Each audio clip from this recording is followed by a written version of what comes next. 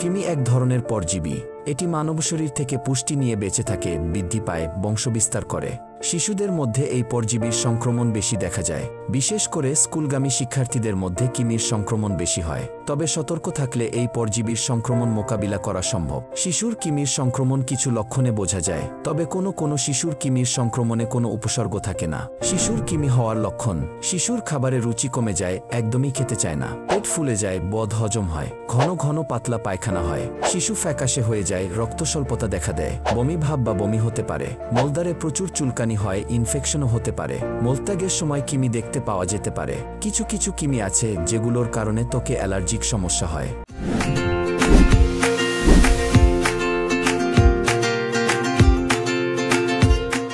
শিশুদের কৃমি হওয়ার কারণ: শিশুকে অপরিষ্কার রাখলে, 6 মাস বয়স পর্যন্ত বুকের দুধের বাহিরে অন্য কিছু খাওয়ালে, শিশু খালি পায়ে থাকলে পায়ের নখের ভেতরে কৃমির ডিম প্রবেশ করে অন্ত্রে পৌঁছায়, এভাবে শিশু কৃমিতে আক্রান্ত হয়। খাওয়ানোর পূর্বে হাত ঠিক করে পরিষ্কার না করলে, নিয়মিত গোসল না করালে, শিশুর নখ নিয়মিত না কাটলে কৃমির কারণে যেসব জটিলতার সৃষ্টি হতে পারে: অন্ত্রে কৃমি বেড়ে গিয়ে জমাট বেঁধে বাওয়াল অবস্ট্রাকশন বা পায়খানার রাস্তা বন্ধ হয়ে যাওয়া, কৃমি পিত্তথলিতে বা লিভারে চলে গিয়ে ইনফেকশন হতে পারে, কৃমির কারণে খিঁচুনি হতে পারে। তবে মনে রাখবেন, কৃমির সংক্রমণ বেশি হলে তবেই এই লক্ষণগুলো পরিলক্ষিত হবে। কৃমির সংক্রমণ যদি কম থাকে তবে এসব লক্ষণ নাও থাকতে পারে। শিশুর কৃমি প্রতিরোধে যা করবেন: নখ বড় রাখা যাবে না, বাসার গৃহপরিচারিকার পরিচ্ছন্নতা নিশ্চিত করুন, 2 থেকে 3 দিন পর পর জীবাণুনাশক দিয়ে বাসার ফ্লোর পরিষ্কার করবেন। শিশুকে খালি পায়ে না রাখা উত্তম। শিশু যেন ময়লা আবর্জনা পরিহার করে খেলাধুলা করে। খালি মাটিতে খেলা পরিহার করুন। খাবার আগে এবং টয়লেটের পর সাবান দিয়ে হাত ধোয়া, পানি ফুটিয়ে বা ফিল্টার করে ব্যবহার করুন।